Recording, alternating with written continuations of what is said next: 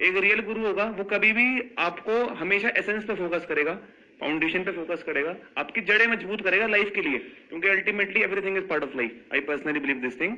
और जो फेक गुरु होगा वो कभी भी इन चीजों पर फोकस नहीं करेगा। दे विल कि वो सोचेंगे कि ये जल्दी आए, इसको जल्दी अमीर बनाऊं। आप अंदर से क्या चाहते हो आप सब, कि फटाफट से जल्दी से पैसा आ जाए, या फिर आपको बहुत मेहनत करनी पड़े अगले 5-10 साल तक, बहुत एफर्ट करना पड़े, बहुत बार फेल होना पड़े, बहुत लोगों की गालियां खानी पड़े, अपने घर में भी बाहर भी दोस्तों से भी बहुत मजाक उड़वाना पड़े, बहुत हार्डशिप्स देखनी पड़े, तब जाकर के शायद पैसा आए? उसकी भी कोई गारंटी नहीं है। क्या चाहते हो आप डीप विद इन, आप सब, कि फटाफट से हो जाए और 100% पॉसिबिलिटी हो वो होने की, या 1% हो?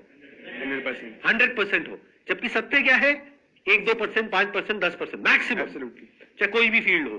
तो कहीं ऐसा तो नहीं है कि आप खुद ही रियल गुरु नहीं चाहते हो, आप फेक गुरु ही चाहते हो, आप सच नहीं सुनना चाहते हो? तो गलती उनकी नहीं है जो आपको बेवकूफ बना रहे हैं, क्योंकि वो भी आप में से ही निकले हैं, आपसे अलग थोड़ी ना है। अच्छा चलो एक बात बताओ, सिंपल सा पूछता हूं, ईमानदारी से जवाब देना। अगर आपको कोई ऐसा फॉर्मूला मिल जाए कि आप भी यूट्यूब पे अपनी ऐड लगाओ और थोड़ा सा कुछ बोलो, उसके बाद में आपके पास में नोटों की बारिश होने लग जाए, आपके पास में लाखों रुपए महीने का आने लग जाए, कुछ हजार ऐड में लगाए और लाखों रुपए महीने के आ रहे हैं, छोड़ोगे क्या आप इस मौके को? तो आप ही तो वो हो। Is there a difference between a fake guru and a fake follower? तो जो रियल फॉलोअर होगा वो अट्रैक्ट होगा रियल गुरु की तरफ, बट ऐसे real seekers are very few. इस वजह से, क्योंकि डिमांड कम है ऐसे लोगों की, तो सप्लाई भी कम है। क्या हम जिंदगी लगा दें उन्हें ढूंढने के लिए? मतलब ऐसा तो हो सकता है ना कि हम बूढ़े भी हो जाए, हमें हमारा गुरु ही ना मिले। क्या आपको चाहिए रियल गुरु? हमें हमारे लाइफ में प्रॉब्लम्स है कि हमें लगता है कि कोई हमें सॉल्व करे, उसमें हेल्प करे कोई। क्या कोई आपको हेल्प करेगा? आपने एक बात कही, देखो एक और आपकी मैंने वल्नरेबिलिटी को पकड़ा है यहां पर।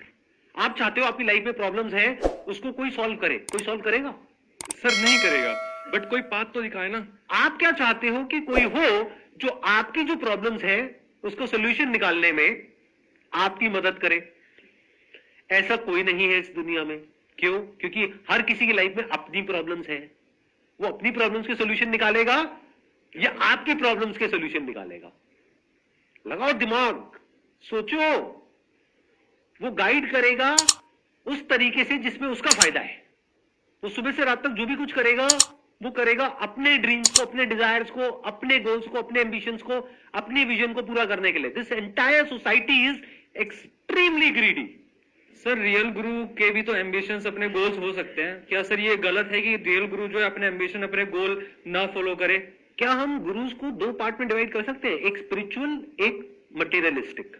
Is that okay? Yes sir. तो अगर कोई मटेरियलिस्टिक दुनिया में आपको सक्सेसफुल कैसे होना है उसके बारे में सिखा रहा है, तो उसके अपने कोई ना कोई गोल्स, कोई ना कोई एम्बिशंस तो होंगे ही। Yes sir. बट वहां पर आपको क्या देखना है कि क्या उसने खुद जिंदगी में कुछ किया है या नहीं किया है। जैसे फॉर एग्जांपल वॉरेन बफेट, वो अगर आज आकर के अपना कोर्स सेल करते हैं कि मैंने अपनी पूरी लाइफ में जो भी कुछ सीखा है वो इस कोर्स के अंदर है, जिसकी फीस है मान लो $500, तो क्या वो बुरा है? नहीं सर। क्यों बुरा क्यों नहीं है?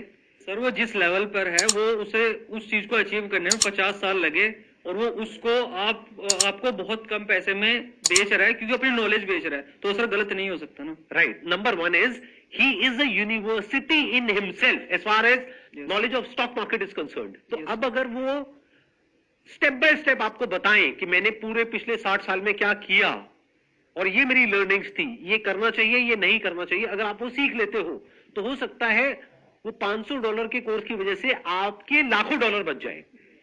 लेकिन कोई ऐसा इंसान है जिसने कुछ भी नहीं किया है, बस कहीं से थोड़ा बहुत कुछ पढ़ लिया है, खुद $1 भी इन्वेस्ट नहीं किया है स्टॉक मार्केट में, अब वो कोर्स बेच रहे हैं $50 का। वॉरेन बफेट का है $500 का, कौन सा बेटर है दोनों में से? सर ऑब्वियसली वॉरेन बफेट का। $500 का बेटर है, जबकि वो महंगा है तब भी। और ये $50 का क्या है फिर? ये फेक है सर, क्योंकि उसने खुद कुछ अचीव नहीं किया, वो सिर्फ बोल रहा है और बोलने पर बेच रहा है आपको। अगर थोड़ा सा भी डाउट हो तो छोड़ो ना उस इंसान को, लोगों की कमी नहीं है। अरे वॉरेन बफेट का ऐसा कोई कोर्स नहीं है, लेकिन उनकी बुक तो है। जी जी। जो उनके गुरु थे बेंजामिन ग्राम, उनकी अपनी बुक है इतनी मोटी, द इंटेलिजेंट इन्वेस्टर, तो वो बुक कितने की है? 500-700 रुपए की, बस तो हो गया ना काम। क्यों एक घोंचू को $50 दे रहे हो? सही बात है सर। 500 रुपए की बुक पढ़ो ना। You need to seek advice from the best in the industry. ये आ गई बात मटीरियलिस्टिक गुरु की। अब दूसरा एस्पेक्ट आता है इसका स्पिरिचुअल गुरु का, क्योंकि बहुत स्पिरिचुअल गुरुज हैं पूरे वर्ल्ड में। ये मत समझना सिर्फ इंडिया में है, पूरे वर्ल्ड में है। अलग अलग तरह के कल्ट हैं जो पूरे वर्ल्ड में चल रहे हैं या चल रहे थे। तो अब बात करते हैं जो स्पिरिचुअल गुरु होता है, रियल स्पिरिचुअल गुरु, क्या उसका खुद का कोई एम्बिशन होता है? लगाओ दिमाग। स्पिरिचुअल वर्ल्ड में जो रियल गुरु है उनका ये रहेगा कि अपना स्पिरिचुअल लेवल पे वो कैसे आगे बढ़ सकते हैं। जैसे सर अपन मेडिटेशन के बारे में बात करते हैं, जो सबसे पहले अपने बॉडी के लेवल पे लोग काम करते हैं, उसको कंट्रोल में करना, फिर अपने माइंड को कंट्रोल में करना, और जो अगला लेवल आता है जो स्पिरिट का लेवल आता है, अपने स्पिरिट को कंट्रोल में करना। तो सबके अलग अलग लेवल होते हैं सर। जो जिस लेवल पे है, मान लीजिए कोई बॉडी के लेवल पे तो माइंड के लेवल पे जाना चाह रहा है, और कोई माइंड के लेवल पे है तो वो उससे ऊपर अपने स्पिरिट के लेवल पे जाना चाह रहा है। ऊपर जाने का मतलब क्या? लेवल पे आगे बढ़ने का मतलब क्या? कि अगर बॉडी पे कुछ गर्म लगेगा तो क्या उसको दर्द नहीं होगा? होगा सर। क्या उसको भूख नहीं लगेगी? क्या उसको प्यास नहीं लगेगी? क्या वो सांस नहीं लेगा? तो व्हेन यू से कि एक रियल गुरु का मतलब ये कि वो बॉडी के लेवल से ऊपर उठ गया है, या वो अब ऊपर उठना चाह रहा है, उसके भी अपने लेवल्स हैं। जैसे अभी आप बॉडी के लेवल से ऊपर नहीं उठे हो, लेकिन जो गुरु है वो बॉडी के लेवल से ऊपर उठ गया, अब उसको माइंड के लेवल से ऊपर उठना है। तो वो पहले आपको बॉडी के लेवल से ऊपर उठाएगा, साथ साथ में खुद माइंड के लेवल से ऊपर उठेगा। और माइंड के लेवल से ऊपर उठने का मतलब क्या? क्या ब्रेन में थॉट्स आने बंद हो जाएंगे? नहीं सर। फिर क्या होगा? What do you mean by raising above the level of mind? उनके लिमिट होगी सर, जो वो सोचना चाह रहे हैं वो ही उसी लिमिट तक ही सोचेंगे। क्लियर थॉट रहेगा उनको, लीनियर मतलब एक सोच रहेगी, इधर उधर बिखरेगी नहीं सर उनकी सोच। आप कह रहे हो उनकी सोच कभी बिखरेगी नहीं, आपको कैसे पता? क्या आपने कभी उनकी ब्रेन के अंदर झांक करके देखा है? क्या ऐसा हो सकता है कि किसी की सोच ना बिखरे? क्या जो रियल गुरु होता है वो आपसे अलग होता है बॉडी के लेवल पे और माइंड के लेवल पे? सर जैसे बॉडी की हेल्थ होती है वैसे ही माइंड की अपनी एक हेल्थ है।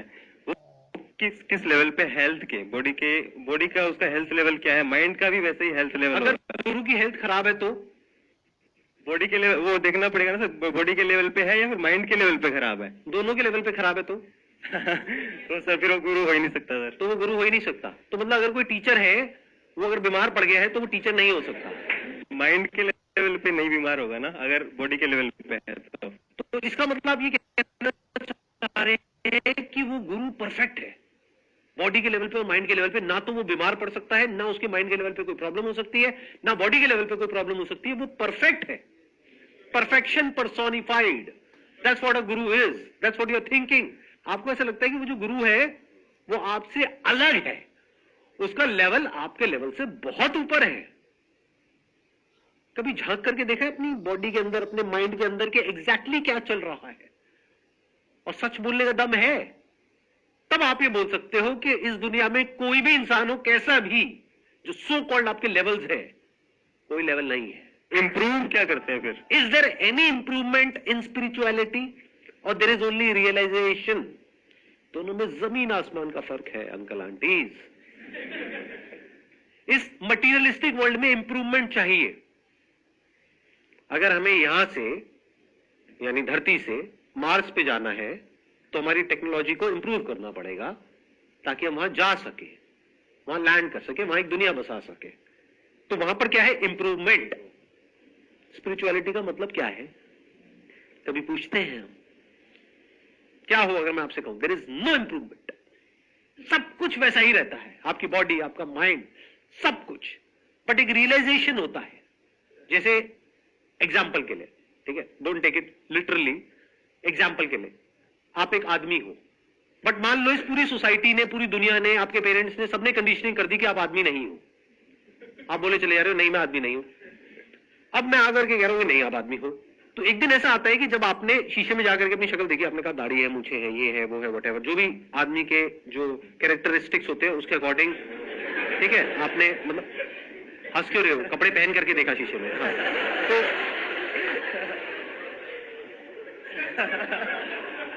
फिर आपने कहा हाँ मैं आदमी हूं। तो ये क्या हुआ? Is it some kind of improvement? Realization, या सिर्फ उसको रियलाइजेशन हुआ कि अरे मैं तो आदमी ही हूं, हूं और रहूंगा। दुनिया में दो तरीके के प्राणी हैं। एक वो जो सच को जानना चाहते हैं, जो सच सुनना चाहते हैं, उनको आप बोल सकते हो सीकर्स ऑफ द ट्रूथ। ऐसे बहुत ही कम लोग हैं इस दुनिया में। बाकी लोग इंटरेस्टेड नहीं है सच में, वो झूठ में ही खुश है। अपनी एक झूठ की दुनिया है, उसमें बहुत खुश है। तो उनको आप चाहे कुछ भी कर लो, कितना भी बोल दो, कितना भी समझा दो, वो आपकी बातों को भी अपने उस झूठे दायरे में फिट करके खुश होते रहेंगे अंदर ही अंदर। तो जो एक्चुअल में गुरु होगा, जो रियलाइज होगा, रियलाइज मतलब क्या कि जो ये जानता है कि मैं क्या हूं, वो एक बहती हुई नदी के जैसा होगा। वो किसी के पास नहीं जाएगा, किसी को कुछ नहीं कहेगा। लोग उसके पास आएंगे, कौन आएंगे? बहुत रेयरेस्ट ऑफ रेयर ऐसे कुछ लोग जिनके अंदर प्यास होगी और उनकी प्यास बुझ जाएगी। अब चाहे यहां से बुझे चाहे कहीं और से बुझे, उसको क्या फर्क पड़ता है? उसके माइंड में कोई कैलकुलेशंस नहीं होगी कि मैंने इतने लोगों की प्यास बुझाई, देखो मैं कितना महान हूं। ऐसा नहीं होगा। वो अपनी जगह पर टिक करके बैठा हुआ होगा। जिसकी नजरें होगी वो नजरें ढूंढ लेंगी, जिसके अंदर प्यास होगी वो पहुंच ही जाएगा। और वो सारी नदियां जाकर के एक ही समुद्र में मिलती है। वहां पर जाकर के सब एक हो जाते हैं, सारे गुरु, सारे शिष्य। फिर उसके बाद में करने को कुछ नहीं रह जाता है। जो एक सबसे बड़ी निशानी है किसी भी स्पिरिचुअल गुरु की, अगर वो जेन्युइन है तो उसके लिए करने को कुछ भी नहीं रह जाता है, बनने को कुछ नहीं रह जाता है, कोई लेवल नहीं रह जाता है, किसी को भी बदलने के लिए कुछ भी नहीं रह जाता है, क्योंकि कुछ बदलने को है ही नहीं। आप चाहे जानो या ना जानो, आप चाहे मानो या ना मानो, आप ही वो सत्य हो।